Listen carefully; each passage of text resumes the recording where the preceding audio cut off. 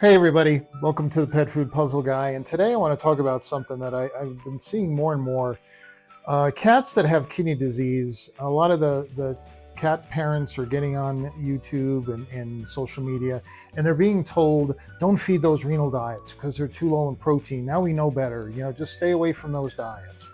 And I wanted to address that because there's one camp, which is mostly veterinarians, saying, hey, lower the protein. It's important that you do that. These renal diets have been tested, they're the best thing you can do.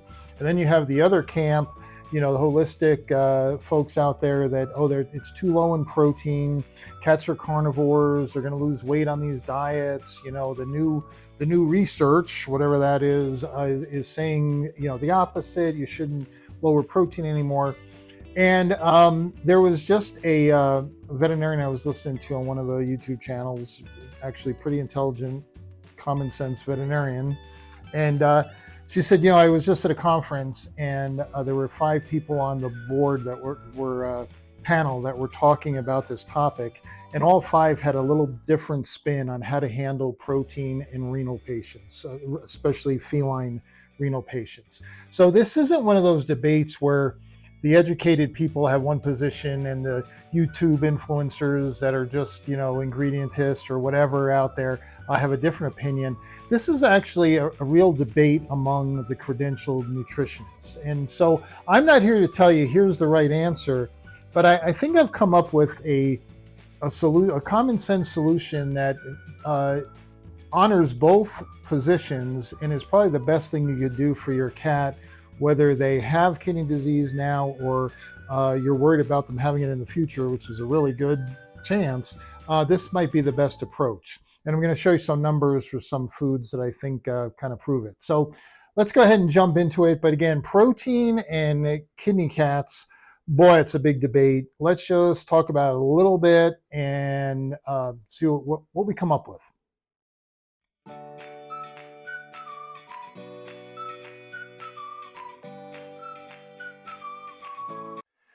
So there's really a valid debate over this because cats are true carnivores. And if they are diagnosed with kidney disease, hopefully it's early. Those of you, I preach this a lot, get blood work done a lot, because the earlier you catch kidney disease, the better chance of managing it and giving your cat a much longer life. But if you look at the two, it really breaks down to 2 camps. One camp is saying, hey, you got to keep the protein level up because with kidney disease, there's muscle wasting. It's called cachexia. There's also sarcopenia, which is muscle wasting simply because we're getting older. So usually older cats will have kidney disease. So you've got both cachexia and sarcopenia going on at the same time, which again, all it is muscle loss. So what do muscles need? They need protein. But we have compromised kidneys, so adding protein is just damaging the kidneys more. It's overtaxing those already compromised kidneys. So you got this catch-22. And through the years, most of the research has shown out there, the predominant research out there has shown that lowering protein is key, especially the phosphorus within the protein. So playing around with protein sources and getting that phosphorus level down, that is really key to reducing the workload on those kidneys and reducing the toxins in the blood, making your cat feel better and living a normal life with kidney disease for as long as possible. That's kind of the whole idea. So it really comes down to, you've got, Camp A over here saying keep the protein level high, and you got Camp B over here saying, no, we have to reduce the protein. Both have pros and cons. So it really comes down to, and this is so true, it's all genetics. It's all your cat's independent genetics and how they're going to handle this disease, how you're going to manage it. So if you do blood work and you see that your cat is diagnosed with renal insufficiency or stage 1 or stage 2 renal failure, we have that, your veterinarian has this option of, okay, do we reduce the protein? Do we keep it high? Definitely we want to reduce phosphorus. That's key. And there are over-the-counter foods out there that are lower in phosphorus. You can get the dry matter percentage. You can find that out. Don't use what's on the bag. That's just minimums and maximums. But the renal diets, I love them because they're so proven. There's so much research that goes into them. It deals with so many different components. But I just want to look at the protein issue, and we have to look at the minerals like phosphorus that come from that protein. Okay. So if I have a cat diagnosed stage 2, what do I want to do? I definitely want to get the phosphorus level down. No one's going to argue that out there. So that's good. We don't have to argue over that. The question is the protein level. So I went ahead and I looked at Friskies. Now these are all dry cat foods. I know everybody's going to say, well, we should be looking at canned. Well, I happen to have some of the numbers of dry, and the majority of cat owners out there are going to feed dry, even with kidney disease. Okay, so I know the moisture content is great to give those kidneys more moisture, but I'm telling you, the nutrients you're delivering are much more critical to the health of those kidneys than the moisture level. Science has proven that. It's just right now we're into this big phase of dehydration and that canned food is better. Yes, it is. But for this argument, let's just look at protein. Okay. So I happen to have the dry numbers here. And if we look at Friskies, Cat Chow, and Purina One, all available at the grocery store, there's the protein level. I'll put it up here. In grams per 100 kcal. So this is the real way a nutritionist would evaluate these foods, especially with a diseased cat. We're not going to use dry matter percentage. We're not going to use guaranteed analysis, that's for sure. We're going to use this. So there's the protein levels, and you can see the mineral levels that come along with it. Now that's calcium and phosphorus. The phosphorus, the lower number, that's being delivered a lot by the meat, okay, or the protein sources that are in that food. And as you guys know, it reveals the quality. If the meat sources are lousy quality, the phosphorus level is very excessive. If they're low, then they're really using pure meat sources and things like that. So when we look at this, real quick now, I'm cheating here a little bit with Purina. Purina One, that is their urinary care diet, which happens to be an excellent grocery food. If you are a cat owner and you're on a budget, and you want to try to keep your cat healthy, I don't think you could beat Purina One urinary care or urinary health. Look at the calcium and phosphorus numbers in that food, even with the protein level they have there. It's a little lower in protein than the others, but just wanted to give you a picture. This is grocery food, okay? And again, phosphorus and protein are what we're looking at. Then I thought, well, let's look at who preaches more about controlling protein than Science Diet or Hills. So here's Science Diet Adult at 8.2 grams of protein. Basically right there with Friskies and Cat Chow. But what do we notice really difference is if we look at the calcium and phosphorus, Hills is big on, we want to reduce the workload on those kidneys. We want to reduce the risk of urinary stones, which calcium and phosphorus are big components of calcium oxalates and struvite crystals. So we see a much more restricted level in that food, even though it's delivering the same high protein as the others. Now we get to Senior Plus, and I looked at this one, and we see what? It's a little lower in protein, actually around the same as Purina One. But again, what is Hills done? They've said, okay, after the age of 7, we know the health risks associated with age really go up a lot. So we're going to reduce that calcium and phosphorus even a little bit more, and that's what they do in Senior. Again, not restricted levels that it has to be a prescription diet or anything like that. It's just the idea of let's reduce the risks here, okay? Now, from there, we move on to the KD diets, the prescription diets. Hills came out with early stage renal diet a couple years before I retired. And basically, it's about 13% higher in calories than KD. So a lot of folks aren't aware that those two diets exist. Everybody thinks of KD. But early stage came out, and I want to show you the actual numbers, not what's on the bag, but it's 7.9 in protein. So it's actually a little higher than the Senior Plus, real close to the other foods out there. So this one gained popularity, I think, among veterinarians that were torn between should I be lowering the protein or not. Well, here you go. You can keep the protein just barely below some of the other foods, but look at the calcium and phosphorus level in this food. So for those that are concerned that I don't want to lower protein too early, they're going to love this diet, okay? Because again, especially that phosphorus number and the protein level, I'm sure they're using the best protein sources with amino acids so that we can get as much amino acids into that cat because of cachexia going on, because of sarcopenia if they're older, okay? So that's early stage. Now let's look at KD. That's the one that gets kind of blasted, and it's one of the like Royal Canin and Purina. It's too low in protein. It's terrible. You shouldn't feed it to your renal cat. It's 6.7 grams of protein per 100 kcal. So it is lower than uh, the other diets we've been looking at there. If you look at the calcium and phosphorus, actually, interestingly enough, a little higher in calcium, but look at the phosphorus number, even lower, okay? So when you're looking at this, and I'm trying to look at this as just a cat parent, and I've got a cat with kidney disease, looking at the numbers, basically, I mean, we're looking at Senior Plus, we're looking at Purina One, urinary healthcare. Those would be the two I'm looking at if I can't spend the money for a prescription diet, or I've caught the renal disease in stage 1. Those would be two diets I'd definitely be looking at. And you can Maruva is another one out there. Maruva, sorry, is another one out there. You can check the protein and the phosphorus levels. I think they put it right on their websites. I can't put them all up here, but I think you'll find some good ones there. If you're moving into, okay, now we're into stage 3, or I want to work with my vet with the diets they have, now you're looking at early stage and regular KD.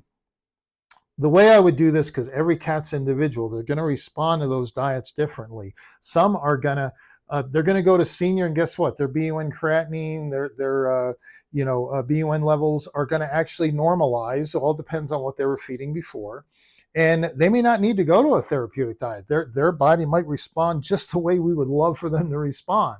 What if they don't? What if the values continue to climb up? Okay, so obviously those nutrient numbers aren't working. How do we know those nutrient numbers or those numbers going up? That what I'm talking about with numbers is blood work. When you did blood work to diagnose that the cat has early stage or whatever stage, at that point, there's your benchmark. You choose one of these diets, and if you're saying, hey, I'm just going to go with regular adult, or I'm going to go with Purina One, whatever, or I'm going to ignore it. I'm just going to feed whatever, Origin, Taste of Wild, whatever. Work with your veterinarian. I'm not going to give you a timeline, but the next time you do blood work to see what's changes, that's where you take that blood work, and the blood work is going to help you determine, what, I can stick with a Senior Plus or a Purina One, and let's see how that goes. And that may actually be all you need. Okay, I have seen that before. I've seen with just changes within over-the-counter foods, the blood values and the kidney values will actually somewhat normalize, sometimes normalize. Okay, just depends how early you catch it. That's why that early detection is so important. Okay, but the values are going up, and I'm not happy with what I'm seeing. We need to go over to maybe even KD. Then you've got to balance. Okay, we're losing muscle mass. She's not eating. That's a whole another story. Not eating, but let's just say she'll eat the food.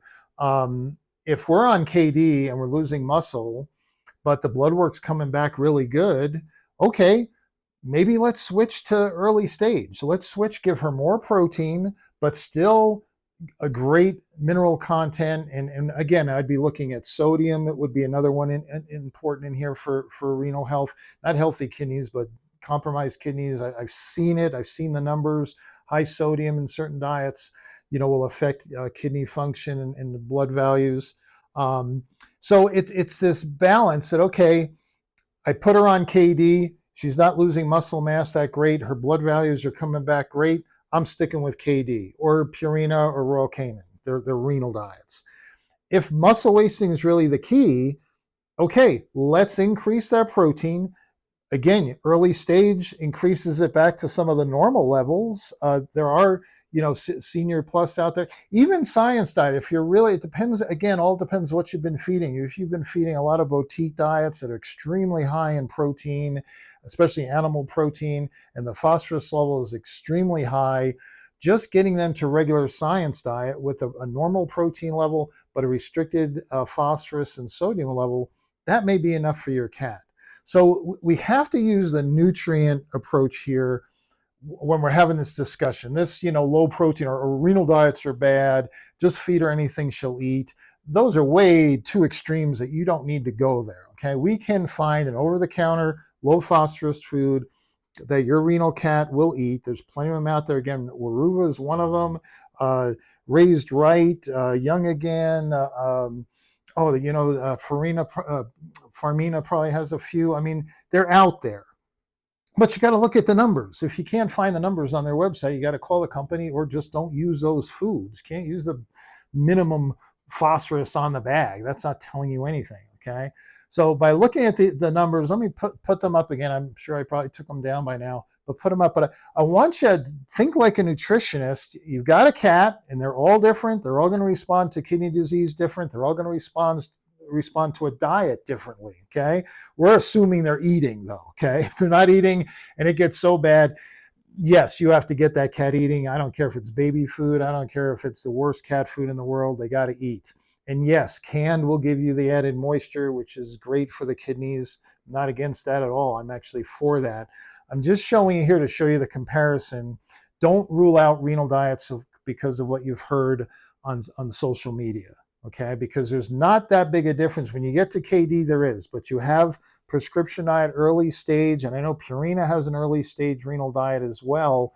With those, you're going to get the protein, but you get board certified nutritionists that are working on all the other things in that diet to try to manage that kidney disease as best they can. Does that make any sense? So what am I, bottom line here, what I'm saying is you're playing with, we have muscle wasting and we have blood values. We want the muscle wasting reduced and we want the blood values to go down as well. You're playing a careful balance. That's why blood work, keeping up on what you're doing and keeping track of what you're doing. Don't just do all kinds of stuff. You got to do something, get a feeding protocol, get that cat eating. And then when you look at the blood work, you can say, well, you know what? She's losing weight and she's eating, but she's losing weight. So muscle wasting is definitely going on. Her blood values aren't too bad. So what does that tell me? Let's increase the protein. I mean, we might be able to get away with it to address the muscle wasting, but we're okay. The blood values aren't bad. If she's losing weight and the blood values are going up, that's not good. We're in a really bad situation there. You've got to say, okay, muscle wasting is bad, but destroying those kidneys is worse. We're going to go with the KD. We're going to go with the Rocaine or the Purina renal diets and see if we can get that metabolic acidosis down, get her feeling better, address the damage to the kidneys and see if that changes the muscle wasting. Does that make any sense? I to be honest, and I mean this sincerely, I had not looked at the early stage. I knew about it. I knew it was 13% more protein than KD. I'm just a big KD fan. I've seen it work too many times. I've seen healthy cats raised on KD, not raised from kittens, but the renal cat needed KD. The other two cats in the family went on KD as well. Kind of expensive, but they did fine. So I am not one that believes that KD is too low in protein. But I will accept the fact for some cats out there, it is, based on their genetics, you now have a great diet with early stage. And I don't have it up there, but I bet if I did, some of you go back and watch my whole videos if you want. If I put up the grams per 100 kcals of a lot of the so-called boutique diets, expensive foods, all life stage foods that you could feed a kitten, I bet you're going to find protein levels a lot higher than that.